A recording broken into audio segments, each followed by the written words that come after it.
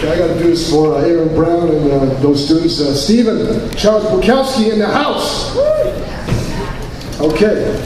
Bukowski is one of the great poets of the post-war United States.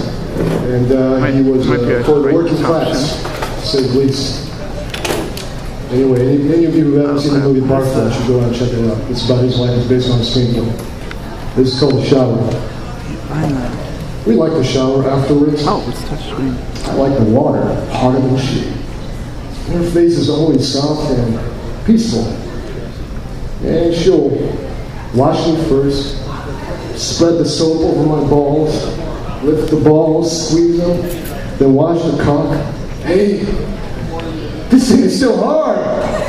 Oh my. And get all the hair down there, the belly, the back, the neck, the legs. I grin, grin. And then I wash her. First to come. I stand behind her, my cock in the cheeks of her ass. I gently soap up the cut hairs, wash them with a soothing motion. I linger, perhaps longer than necessary. Then I get the backs of the legs, the ass, the back, the neck. I turn her and kiss her. Soap up the breasts, get them in the belly, the neck, the fronts of the legs, the ankles, the feet, and then the cunt once more for fuck or for luck. Another kiss. And she gets out the towel, sometimes singing while I stay in and turn the water on hotter. Feeling the good times of love's miracle, I then get out. It is usually mid-afternoon and quiet, getting dressed and talk about what else there might be to do. But being together solves most of it. In fact, solves all of it. For as long as these things stay solved, and the history of women and men is different for each, better and worse for each. For me, it's splendid enough to remember.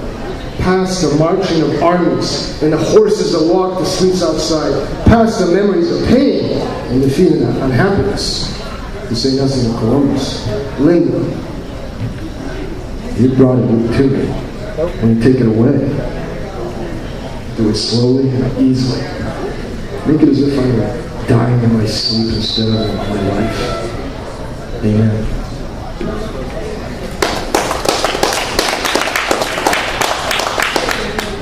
Okay, here's another one by Charles Bukowski called Democracy. Leonard Cohen, democracy is going to come to the United States, huh? Okay. One day. The problem, of course, isn't the democratic system. It's the living parts which make up the democratic system. The next person you pass on the street, multiply him or her by 3 or 4 or 30 or 40 million. And you will know immediately why things remain non-functional for most of us. I wish I had a cure for the chess pieces we call humanity. We've undergone any number of political cures, and we will remain foolish enough to hope that the one on the way now will cure almost everything. No, it's still Fellow citizens, okay. the problem never was a democratic system. So the problem as long as he doesn't is you. Yeah. Okay, finally from Charles Bukowski. This is called Empire of Coins. I've never read this before, so it would be a surprise as much as to you as it is to me. The legs are gone and the hopes, the lava of outpouring, and I haven't shaved in 16 days. Steven, but the mailman still makes his rounds and water still comes out of the faucet. I have a photo of myself with glazed and milky eyes full of simple music and golden trunks and 8-ounce gloves when I made the semifinals, only to be taken out by a German brute who should have been locked and occasionally insane, allowed to drink blood. Now I'm insane and start the wallpaper as I won't stare at a Dali. He's lost it. Or an early Picasso, and I send the girls out for beer, the old girls who barely bother to wipe their asses and say, wow, I guess I won't comb my hair today. It might bring me luck. Well, anyway, they wash the dishes and chop the wood, and the landlady keeps insisting, let me in. I can't get in. You've got the lock on, and what's all that singing and cussing in there?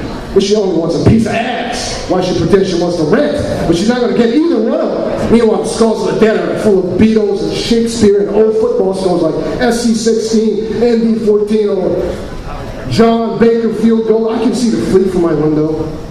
The sails and the guns, always the guns poking their eyes in the sky looking for trouble like young LA cops too young to shave.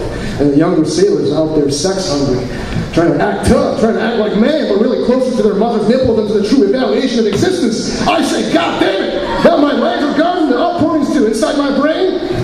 They come and snip and pour oil to burn and fire out early dreams. Darling, there's one of the girls. You got to snap out of it. We're running out of money. How do you want your toast? Light or dark?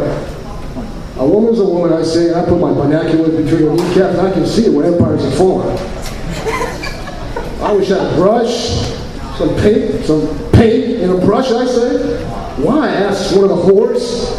Because rats don't like oil, I scream.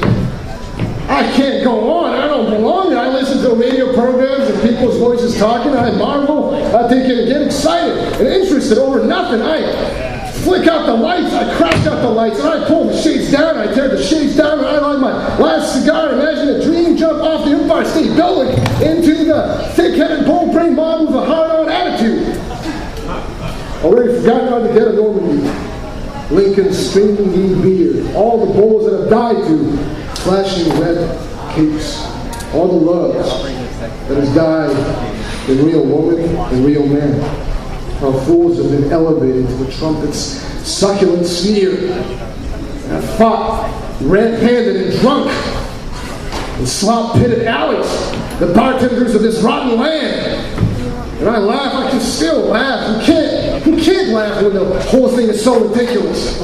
But only the insane, the clowns, the half-wits, the cheaters, the whores, the horse players, the bank robbers, the poets are interesting. In the dark, I hear the hands reaching for the last of my money. Like mice nibbling at paper, automatic fears of inbreed helplessness, a false drunken god asleep at the wheel. A quarter rolls across the floor. I don't remember all the faces and the football heroes. And everything has meaning. And the editor writes me, "You're good, but you're too emotional." The way to whip life is to quietly frame the atom, study it, and put it to sleep in the abstract. Is there anything less abstract than dying day by day? The door closes and the last of the great horrors are gone. And somehow, no matter how they have killed me, they're all great. I smoke quietly. Think of Mexico, the tired horses, of Havana and Spain and Normandy, of the jabbering insane of my dear friends, of no more friends ever, and the voice of my Mexican buddy saying, "You won't die. You won't die in the war. You're too smart. You'll take care of yourself."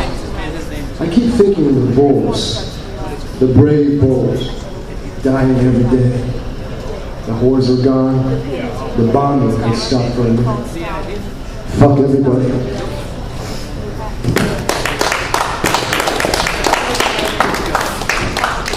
This final thing, I hope, I think Kyle's going to come up next, but I want to do this. This is a monologue, just a short monologue on Hamlet. I'm going to do this in Japanese. Okay, this is a scene in which Hamlet is basically having his self-doubting moment, like he does start to play.